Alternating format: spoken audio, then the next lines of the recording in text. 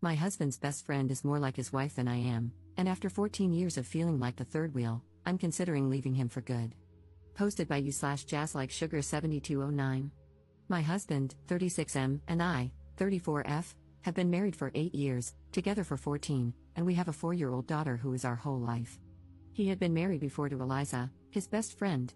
They married at 18, were together for 2 years, and then divorced. They remained best friends, and when we started dating, Eliza, my husband's other best friend Jack, and my husband were a tight-knit group. Eliza was one of the bros, and I was always the girlfriend and later the wife, always an outsider. His 2 friends are single, so our house was always a place for them to crash. Ever since we moved in together, they would show up unannounced and do their own thing while I made snacks and full meals. For the first year, I tried my best to integrate into their clique, but it never worked out. It was always awkward, and I felt like I was inserting myself where I didn't belong, so I stopped trying and relegated myself to being a great host and letting them do their thing. I didn't notice at first, but over the years, resentment has built up. I feel like a 1950s housewife serving drinks and lighting darts for the men. My husband on his own is amazing, and I love him. He has been a great partner and my best friend during these 14 years. The problem is, I'm not his best friend, Eliza is. Every single thing that happens in our life has to be discussed and analyzed with Eliza. Early in our relationship, I got pregnant. I took the test late at night, and we were really scared. Despite this, he was so reassuring, holding me the whole night and telling me he was ready to do whatever I wanted. I said I needed time to really think about it. The next day, we went to our classes and agreed to meet for lunch. When we met, he asked me how I was feeling, then told me he had the contact information for a doctor who performed terminations. It was illegal back then. I asked how he found one so quickly when I wasn't even sure what I wanted to do. His answer? He called Eliza early in the morning, and she had a friend who knew someone. I felt so betrayed because this was something deeply personal to me, and he went and shared it with someone else. Not just someone else, it's Eliza, come on, he said. In the days that followed, every time I saw him, he had new information from Eliza and Eliza's friend. I was so confused and scared, and Eliza convinced my boyfriend we needed to act fast because it would be easier. Under so much pressure, I agreed. Long story short, it was a terrible, unsanitary clinic, and I almost died. To this day, I don't know if I should have kept the baby or not. But it's better not to dwell on it. When my boyfriend proposed, Eliza was fake mad that he hadn't told her first. The only way to placate her was to make her his best man, even though my husband had a male best friend. Every little or major event in our life turns into, yeah, I'm going to tell Eliza now, you know how she gets. I was S8 as a child and told my husband about it. He was the first person I ever confided in. Months later, Eliza and I were alone in our kitchen, and she started talking about something she'd heard on the news about a girl raped by a family member. Then she hugged me. When I started trying for a child and got pregnant, I asked my husband to keep it between us for a little while. It was Wednesday. By Sunday, when I saw Eliza, she congratulated me. I ended up miscarrying. I started looking for a doctor to help me deal with my depression, again, something I wanted to keep private.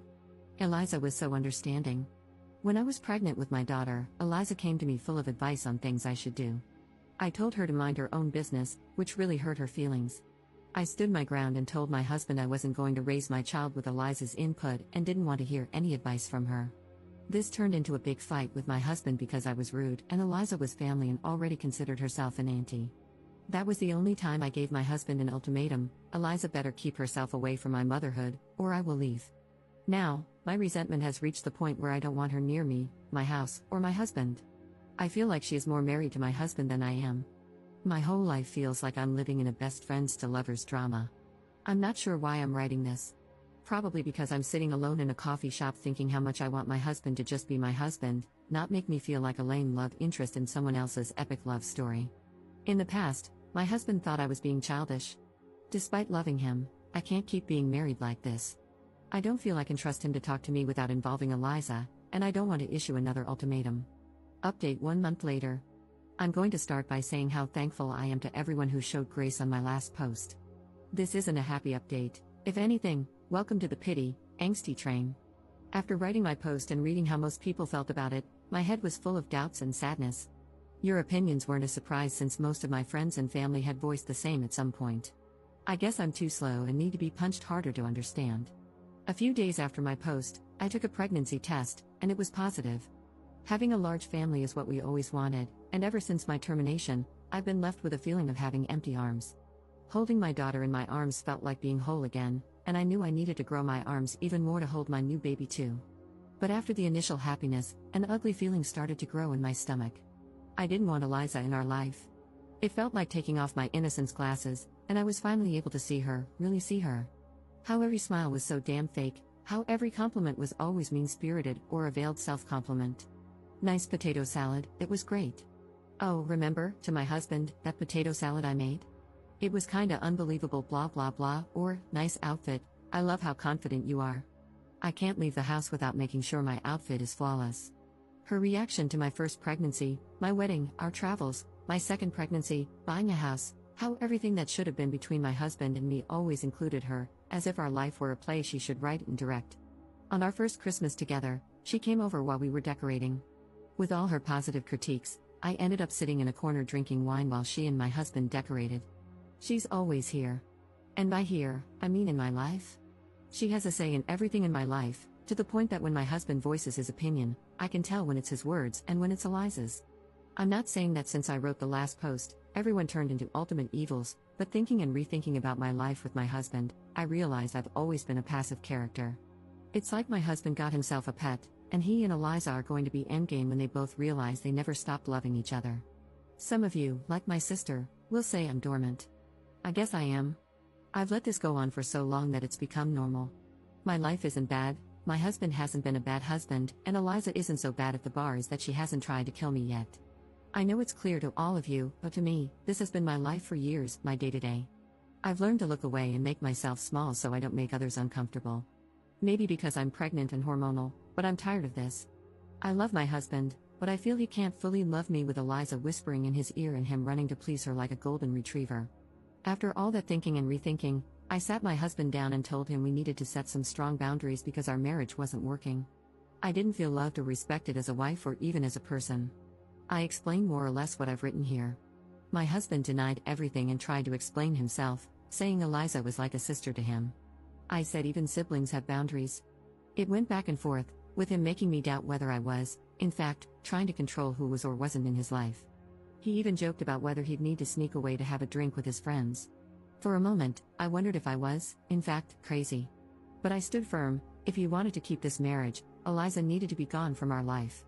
At first, I thought low contact would be enough, but seeing his reaction, I knew that wouldn't work. Maybe I wouldn't see Eliza, but he certainly would, and I would be antagonized and mocked. Honestly, knowing this made me realize my marriage was over. So I pressed with important questions. What were his real feelings? Why did they divorce if they were so hung up on each other? Why hadn't he left me sooner? Why not leave me now? Did he love Eliza more than me? Why? What was it about her? What did she have that I didn't, that made her impossible to leave? In summary, he loves her, but he also loves me. He doesn't understand how. Both of us bring something he doesn't want to miss. He's not sure if he wants a life with Eliza like the one we have, a marriage, a family, but she is his soulmate. They divorced because their relationship was so intense it burned them both.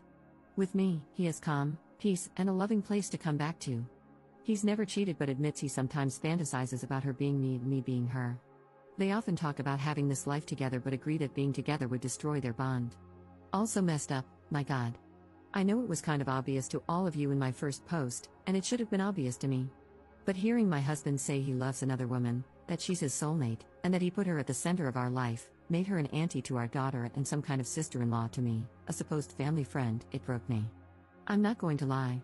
I threw myself on the floor, hugged his legs, and begged him, asking what I needed to do to make him love me, to only love me. I felt so pathetic, but I thought everything was worth saving something as valuable as my marriage. I cried and cried and cried. And the hardest part was hearing there was nothing I could do. This is all.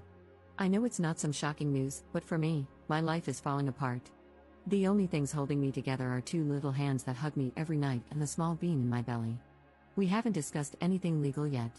He's left the house, and my sister and mom are staying with us for now. Top comment. He's a selfish, cruel man. She is equally horrible. He used you, kept her around, and she played along with it. He says he sees her as a sister but then claims he fantasizes about her being you and you being her. Both cannot be true at the same time. She is either a sister to him, or he wants her to be his wife. All he does is lie. He was living his best life and got everything he wanted. He has cheated, maybe not physically, though I doubt it, but emotionally, he has. You deserve to find someone who truly loves you and chooses you every single time, not someone who keeps another option. You were their little doll to play with. You gave him all these wonderful things so she didn't have to, but she gets the perks of being your husband's girlfriend without ever having to get pregnant or do any hard labor in a marriage. I'm so sorry. Second update 1 month 2 weeks later. Hopefully, this will be my last update, but not the end for me. Thanks again to everybody who sent me encouraging messages or replied to my last 2 posts. To clarify a few things people asked or guessed, yes, I'm South American. I live in a very religious country and was raised Catholic, even though I don't follow any religion now and consider myself an atheist. Some things are just too deeply ingrained in our brains.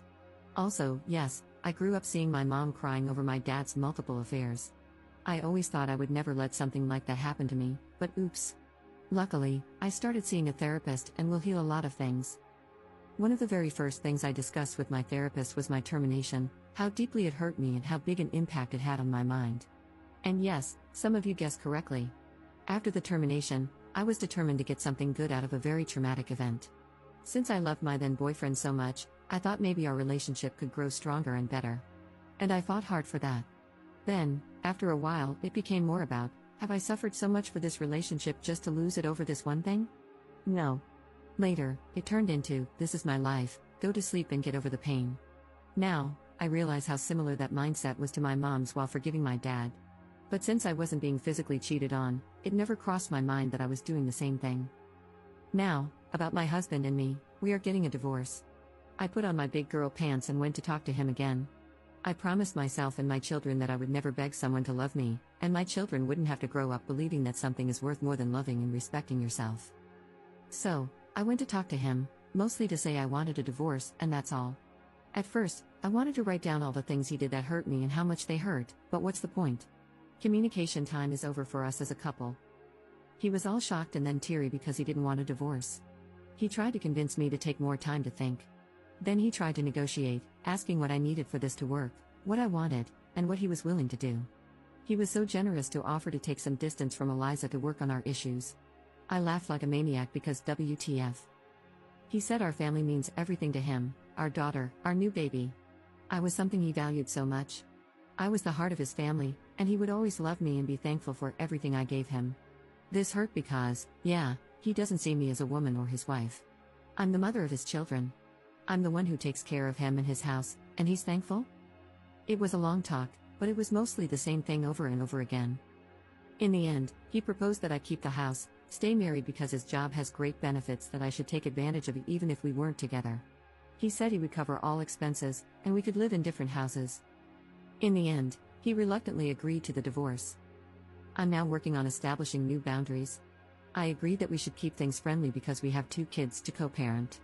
Since he doesn't have a place to live yet, I allowed him to hang out with our daughter in our home, take her to the park, etc.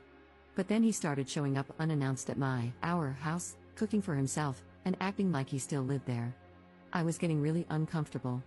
I had asked for his keys earlier, but he said he wanted to keep them for emergencies only. One day I snapped and told him to either give me the keys back or change the locks. Again, he got teary, saying this was still his home. I told him it wasn't anymore, so no more hanging out here. Now, I'm thinking it's best to sell this house and find something new that can be mine and the kids' home only. As for Eliza, some of you will be happy to know they aren't together. He isn't staying with her, and from what I know, she has distanced herself from him. Maybe she only liked him when he was in a relationship?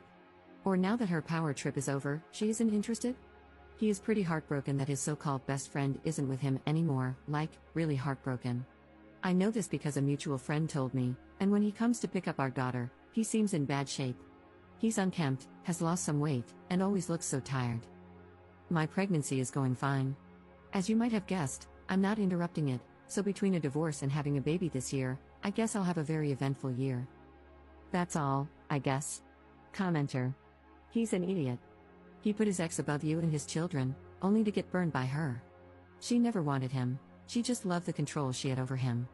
Ops response. It's a shame I won't be able to know exactly what happened between them and their fallout. I'm distancing myself from that drama, but I would love to know, like the big gossiper that I am. Commenter. I'm so happy for you. The idea of a different house is good, but you can also just change all the locks. Build a social support group for yourself, create distance from your ex, and limit interactions. Wishing you all the best. Ops response. I think the new house will be the best, without any sad memories, just a fresh start. Also, I want to live closer to my mom and sister since I will be needing their help.